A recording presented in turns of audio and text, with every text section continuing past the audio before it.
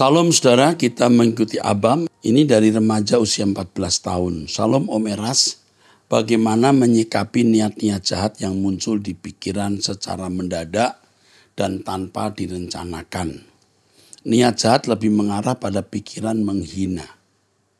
Apakah saat saya memiliki niat jahat saya sudah berbuat dosa? Dan jika saya memiliki niat jahat namun setelah itu saya menolaknya, artinya saya tidak berbuat dosa. Jika memiliki niat jahat saja sudah dibilang berbuat dosa, apa yang harus saya lakukan, Om? Oke. Yang pertama yang harus kamu pahami bahwa kita memiliki pikiran hati ini seperti sebuah ruangan, ya. Seperti sebuah ruangan. Jadi ketika ada sesuatu yang masuk, kita yang teliti, kita bisa tahu ada sesuatu yang masuk. Kalau itu baru muncul, ada di hati kita dan kita bisa menghalau seperti yang kamu lakukan, kamu belum berdosa. Tapi jika itu sampai menetap, jadi rasanya mau menghina orang. Lalu kita berpikir semua orang berharga di mata Allah. Aku tidak berhak menghina orang atau menghakimi. Biar dia urusan dengan Tuhan. Kita jadi tidak berdosa. Jadi belum berbuat dosa jikalau kita belum melakukannya baik secara fisik maupun dalam hati. Nah, karenanya kita harus tetap belajar untuk memeriksa diri dan berjuang membuang hal-hal yang tidak patut itu. Oleh karenanya kita akan nanti cakap menghalau. Tapi kalau ada pikiran menghina lalu kita biarkan itu menetap, kita menghina orang di dalam hati sampai pada tindakan kadang-kadang refleks dosa menghina di dalam dirimu itu akan menjadi kuat. Nanti otomatis refleks. Seperti orang yang refleks menyumpahi orang, refleks maki-maki orang, refleks genit, refleks tidak jujur, refleks dosa, dusta, refleks dusta. Nah, itu semua harus ditanggulangi seperti yang sekarang sedang kamu lakukan. Masuk di pikiran harus dibuang. Selamat berjuang ya nak. Oke. Saya mulai lagi dengan pertanyaan ini dari pria usia 59 ya. Pria usia 59. Memiliki istri beragama Muslim Jeddah Saudi Arabia. Puji Tuhan selama 4 tahun ikut pengajaran Pak Eras, juga Pak Wignor dan Mbak Tuhan dari GSKI, hidup saya berubah. Sangat menyentuh apalagi dengan lagu-lagu Pak Eras. Apapun masalah hidup walaupun berat, tapi kalau sudah komitmen Tuhan adalah segalanya, semuanya bisa dilewati. Saya akan selalu berusaha demi langit baru, bumi baru. Allah Bapa dan Tuhan kita Yesus Kristus kiranya selalu memberkati semua pelayanan Pak Eras. Boleh saya minta PDF Kenosis Pak? Oke. Ya ini untuk saudara yang di Jeddah tolong dicatat nak, kirim PDF Kenosis. Dari janda cerai usia 50 tahun Pak Eras yang diberkati Tuhan, suami dipanggil Tuhan tahun lalu. Saya kuat sampai hari ini karena khotbah Pak Eras dan mendengar Abam. Tanggal 2 September di doa pagi sungguh saya kaget kegirangan karena Bapak menginfokan doa pagi tetap ada selamanya. Tidak akan dihapus. Saya langsung teriak haleluya, amin dan yes. Sambil senyum-senyum sendiri Pak. Saya sadar bahwa Tuhan menyertai Pak Eras dengan berbagai macam program Bapak. Kalau bukan dari Tuhan tidak mungkin pelayanan Pak Eras sampai dengan hari ini. Jujur Pak, saya mampu merasakan Bapak adalah pilihan Tuhan, diberkati Tuhan. Wajar saja Pak kalau ada yang tidak suka, tidak menerima ajaran Pak Eras karena ilmu mereka sendiri belum sampai. Jam terbang juga masih di bawah Pak Eras. Kalau mereka dewasa rohani, tentulah akan paham untuk media sosial apa yang boleh diposting dan tidak boleh. Mata Tuhan tertuju kepada Bapak. Bapak tetap bersemangat. Banyak yang sudah bertobat, berubah dan memilih hidup kudus, hidup suci lewat ajaran Pak Eras.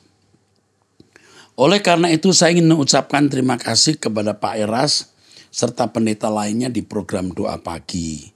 Adik-adik paduan suara, pemusik, ya, adik-adik paduan suara dari STT Ekumene ya, pemusik dari Rehoboth Musik, waktu yang kalian berikan kepada Tuhan, Tuhan catat dan perhitungkan, kiranya Tuhan memberkati kalian semua. Amin. Waduh, terima kasih Ibu yang usia 50 tahun janda ya. Sekarang dari pria usia 32 tahun single di Inggris. Salam Pak Eras, terima kasih untuk pertanyaan sebelumnya. Ya, dijawab sudah. Saya sedang menjalin sebuah hubungan dengan seorang wanita usia 30 tahun, jadi lebih muda 2 tahun single. Yang sama-sama tinggal berdekatan di sebuah kota kecil di Inggris. Hanya saya dan dia saja yang berwarga negara Indonesia yang tinggal di sana, Pak. Pertemuan kami tidak disengaja ketika saya berkunjung di tempat kerja dia. Singkat cerita sudah 6 bulan saya berteman dengan dia, saya memiliki kerinduan untuk menjadi terang saksi Kristus ke dia. Yang kehidupan dia sekarang yang belum mengerti kebenaran seperti Pak Eras ajarkan, hidup kudus, langit baru, bumi baru, bertanggung jawab. Dia Kristen Pak, tapi dia perokok, vape, aktif, suka minum alkohol juga. Tapi saya sudah terlanjur suka, sayang sama dia Pak. Karena dia sudah membantu saya dalam berbagai hal dan lain-lain. Dia juga sudah baik terhadap saya. Saya sempat mengutarakan perasaan saya ke dia, tapi dia menolak karena dia sedang tidak ingin memiliki seorang pacar yang menurut saya belum bisa move on dari masa lalu, trauma gitu Pak. Apa yang harus saya lakukan Pak terhadap dia? Apakah menjaga jarak bertemu dengan dia? Hanya jika ada perlu saja atau saya tetap rutin menjalin komunikasi dengan dia seperti menanyakan kabar, curhat soal pekerjaan sampai memiliki waktu untuk pergi jalan-jalan dengan dia ketika sedang libur bekerja. Karena saya takut Pak, seringkali sampai sekarang saya belum bisa mengontrol perasaan saya ke dia. Lebih mencintai dia daripada mencintai Tuhan. Kiranya Tuhan memberkati Pak Eras dan seluruh keluarga GSKI. Kamu sedang jatuh cinta, bro, atau kamu sedang jatuh cinta, nak. Saya tidak yakin wanita ini bisa membahagiakan kamu karena standar kebenaran yang kamu pahami itu jauh di atas dia. Kamu memiliki cinta, tapi nanti kalau sudah hidup bersama, kamu akan menyesal jika akhirnya ternyata dia tidak berjalan seiring dengan kamu. Maka saran saya sekarang kau berdiam diri, tidak usah mengejar-ngejar dia. Kamu itu sedang mengejar-ngejar dia seperti jagung ngejar babon. Dan dia sudah menyatakan tidak ingin pacaran, sebenarnya dia kalau jujur ngomong aku tidak tertarik kepada kamu. Aku tidak cinta kamu. Tapi wanita kalau dikejar terus ya bisa jatuh. Tapi setelah dia jatuh cinta, jatuh di pelukan kamu, ketika dia mulai sadar kenapa aku jatuh cinta kepada pria ini, bisa berubah. Saya kira kamu belum tanya Tuhan dengan serius apakah dia jodohmu atau tidak.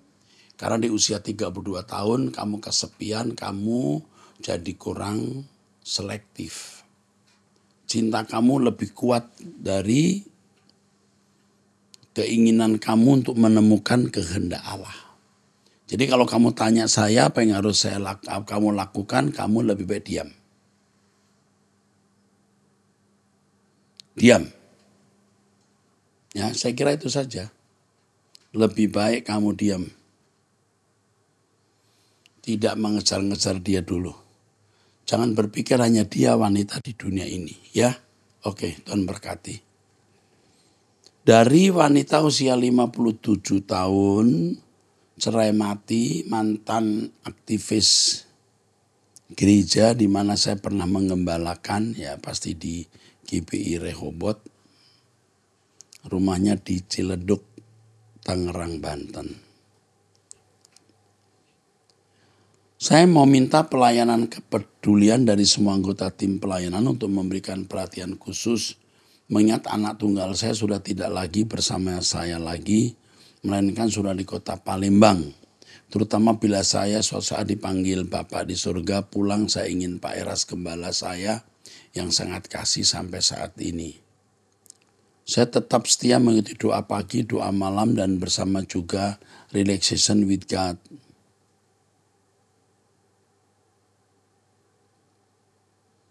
Saya tetap setia tim pelayanan saya waktu itu. Gembala-gembala yang Pak Eras pernah tunjuk.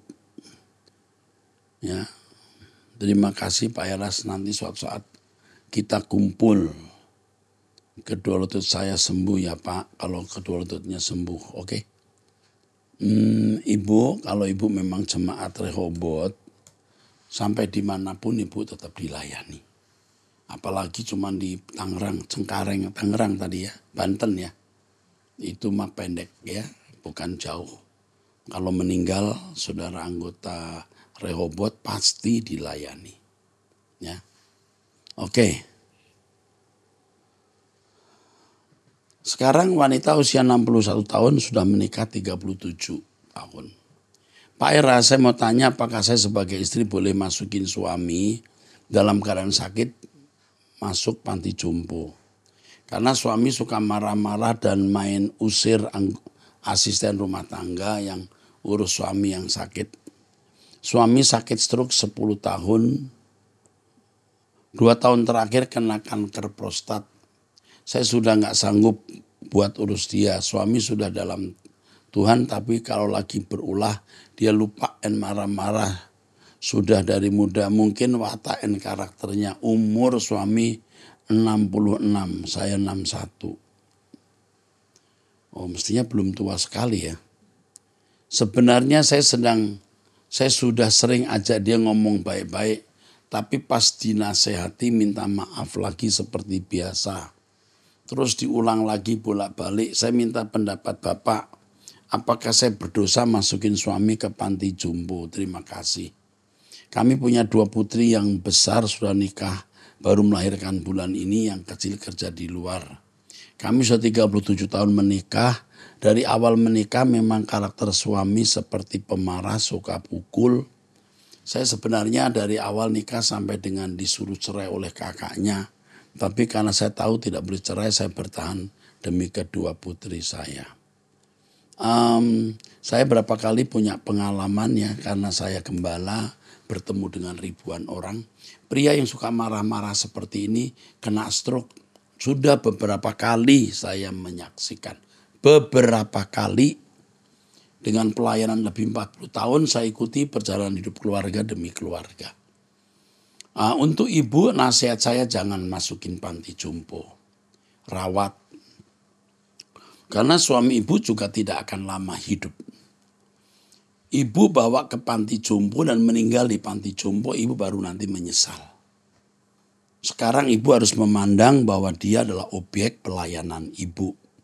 Ibu harus berpikir ibu seorang suster dan pelayan Tuhan untuk melayani pria ini demi 2 putrimu. Ya, saya kira saran saya hanya itu. Ya, ibu bawa suami ke panti jompo nanti ibu ada penyesalan. Jadi lebih baik jangan ya. Ibu tetap saja rawat di rumah walaupun sulit. Nggak lama. Suami ibu akan meninggal. Jadi rawat sendiri sebelum Tuhan panggil dia pulang. Ya, ajak doa pagi, suruh mendengar khotbah saya. Tuhan bisa rubah nanti ya. Oke. Kalau ibu ada di sekitar Jakarta dan ibu anggota jemaat kami, nanti saya suruh pelayanan diakonia datang untuk memberi penghiburan dan doa. Oke, Tuhan memberkati. Dari pria usia 24 tahun lajang ya, di Cilengsi, Salam admin, saya baru menonton video yaitu Abah mengenai bolehkah gereja memberkati pasangan yang hamil di luar nikah. Jujur saat ini saya sedang ada di titik tersebut. Saya dan pacar saya akan bertanggung jawab atas dosa yang telah kami lakukan. Namun saat ini kami bingung apa gereja dapat memberkati peneguhan pernikahan yang kami hadapi. Oke, saya tidak tahu gereja Anda di mana, tapi mestinya orang yang terpuruk seperti Anda ditolong, ya, mesti dibantu. Kamu pasti tidak pernah bercita-cita berkeadaan seperti ini, bukan? Tapi kuasa kegelapan telah membuat kamu dalam keadaan seperti ini, dan gereja harus melindungi. Gereja harus menolong. Justru pada masa-masa sulit seperti inilah, gereja bisa menunjukkan belas kasihan, pengertian, dan kebesaran jiwa. Ya, itu jawaban saya. Tuhan berkati. Dari pria usia 19 tahun, Salum Pastor, saya ingin minta pendapat saran dari pastor. Perkenalkan, saya nama ini dari Lampung. Saya ingin bertanya tentang masa depan. Saya baru saja lulus dari sekolah, namun ada beberapa hal yang membuat saya bimbang untuk melanjutkan ke dunia kuliah. Ceritanya begini, pastor. Sewaktu SMP saya sangat ingin menjadi seorang hamba Tuhan atau pendeta atau pastor. Alasannya karena saya melihat penapisan pendeta baru di gereja saya. Dari situ muncul keinginan kuat untuk menjadi hamba Tuhan. Namun itu bukan satu-satunya alasan. Saya menganggap hamba Tuhan sebagai seseorang yang dihormati, keren, dan luar biasa. Itu adalah alasan sewaktu SMP ketika saya ingin menjadi hamba Tuhan. Namun setelah masuk SMA, rasa ingin menjadi hamba Tuhan dan cita-cita saya dari waktu SMP mulai pudar. Saya tidak tahu apa yang membuat keinginan itu hilang begitu saja. Meski begitu, banyak orang terdekat seperti keluarga, jemaat gereja, teman-teman sekolah, dan bahkan pendeta di gereja mendukung dan mendorong saya untuk mencoba sekolah STT. Saya sendiri merasa tidak pantas atau tidak layak menjadi hamba Tuhan. Selain itu, saya juga merasa belum mendapat dorongan atau tanda-tanda dari Tuhan bahwa saya dipanggil untuk melayani hamba Tuhan, melayani sebagai hamba Tuhan. Ini menjadi sumber kegalauan saya sampai sekarang. Saya juga harus memilih antara kuliah atau bekerja. Akhirnya saya memutuskan untuk bekerja terlebih dahulu. Saya masih menunggu apakah saya benar-benar dipanggil oleh Tuhan untuk menjadi hamba Tuhan. Inilah cerita permasalahan hidup saya. Saya ingin meminta pendapat dari pastor, ya. Apa yang harus saya lakukan, maju atau mundur? Soal ke STT atau tidak itu bukan masalah utama. Masalah utama itu kamu apakah dipanggil Tuhan untuk suatu panggilan. Ya, menjadi dokter juga panggilan, menjadi aparat sipil negara juga panggilan. Yang penting bagaimana engkau memerankan panggilan Tuhan dalam profesimu, tidak harus ke STT. Tetapi kalau kamu baru lulus SMA, jika kamu mungkin kuliah, sebaiknya kamu kuliah, mumpung masih muda. Nanti kalau kamu sudah kerja, kenal uang, kamu tidak ingin sekolah, nanti setelah sekian tahun jatuh bangun baru kamu sadar ketika umurmu sudah lewat, kamu sulit kuliah. Sebaiknya kamu kuliah, kalau masih ada kesempatan kuliah. Apa yang menjadi langkah awal dalam menghadapi masalah ini? Ya ini, kamu tanya Om Eras jawab ini, dan kamu mesti berdoa minta petunjuk Tuhan. Apakah menjadi hamba Tuhan harus diri kita merasa terpanggil atau tidak? Juga tidak apa-apa. Kau mesti berdoa sampai kau punya gerakan di dalam hati. Itu pasti ada jawaban dari Tuhan. Apa yang saya harus lakukan ketika teman, orang tua, jemaat, gereja mendukung saya menjadi hamba Tuhan. Tapi saya sendiri merasa belum ada panggilan. Apa yang harus saya lakukan? Ya jawaban tetap kamu berdoa. Minta petunjuk Tuhan. Apakah harus menunggu panggilan Tuhan, harus setuju menjadi hamba Tuhan? Ya mestinya kamu punya panggilan. Artinya kamu tahu di mana kamu harus mengabdi. Apakah sebagai guru sekuler, apakah sebagai pegawai, apakah sebagai politisi, dimanapun. Yang penting motivasi hatimu benar-benar hidup untuk Tuhan. Kalau kamu belum punya arah STT mana, kamu bisa ke STT Ekumene.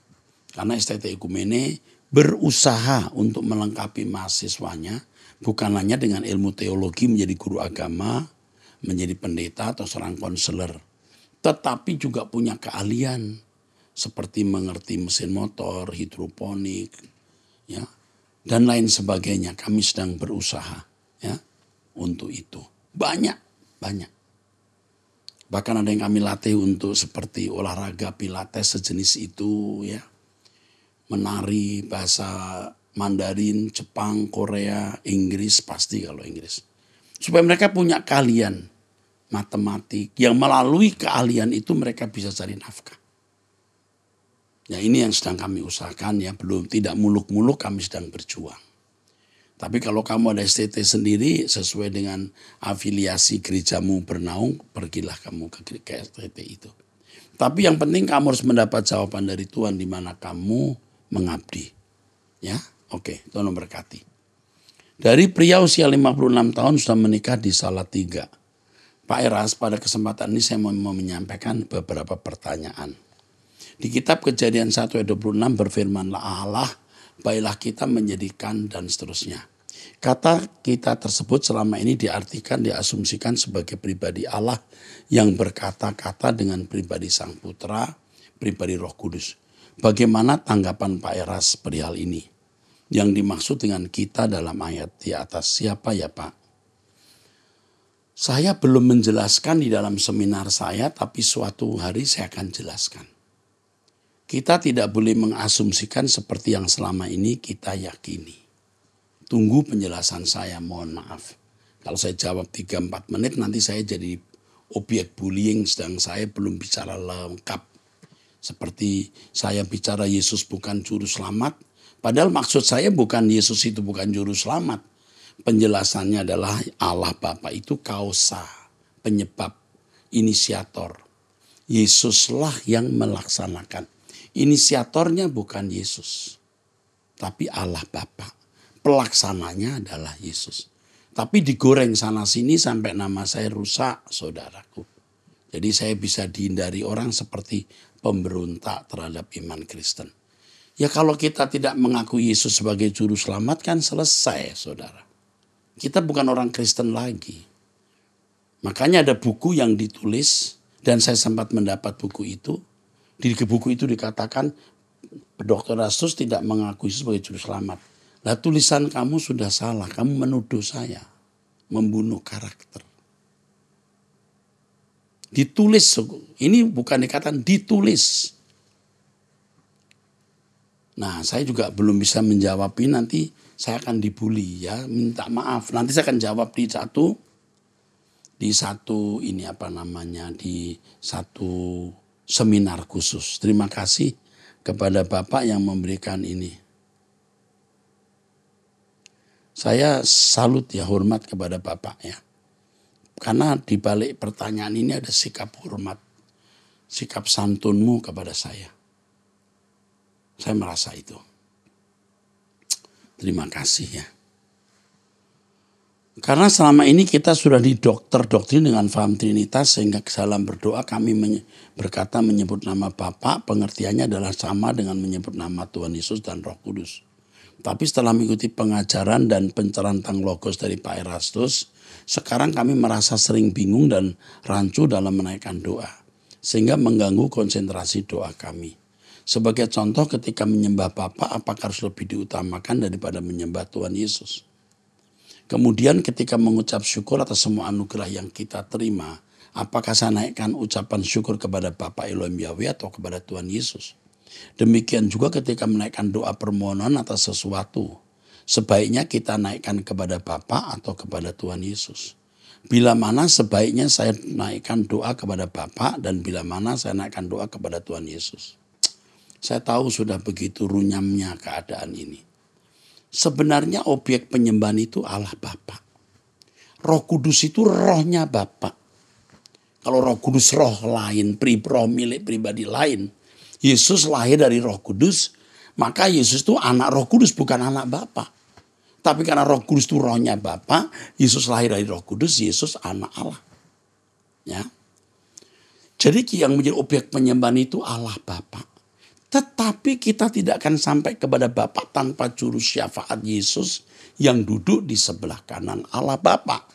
Jadi mau tidak mau kehormatan kita kepada Bapa dan juga kepada Yesus yang menjadi jalan sampai kepada Bapa. Nah, kalau kita membaca Alkitab, nah sekali lagi nanti saya akan jelaskan ini di satu seri khusus. Yang menjawab doa kita itu Bapa, karena Bapa yang mempunyai kuasa. Kalau kita doa harus dalam nama Yesus, itu jelas bukan Yesus tujuannya, Bapa. Dan Yesus berkata, aku jalan. Tujuannya Bapa, minta dalam namaku. Jadi bukan kepada Yesus, kepada Bapa dalam nama Yesus. Kalau kamu minta dalam namaku, aku akan minta kepada Bapa. Bapa yang mempunyai kuasa, kerajaan, dan kemuliaan. Jadi biasakan itu. Kalau selama ini masih bingung, nanti akan tidak bingung lagi. Tunggu seri demi seri yang akan saya sampaikan terus. Mohon maaf Pak Erastus, dalam surat saya sebelumnya saya sampaikan kalau saya menginginkan untuk mendapatkan lagu penyembahan karya Pak Erastus versi MP3. Dan dikatakan bahwa saya akan dihubungi oleh stafnya. Tapi sampai sekarang mungkin staf masih sibuk. Saya belum dihubungi. Saya sangat mengharapkan untuk dapat memperoleh lagu pujian penyembahan versi MP3. Kepada Bapak Budi Prasetyo yang ada di Salatiga, hormat saya untuk Bapak. Terima kasih karena Bapak sudah mengirimkan ini.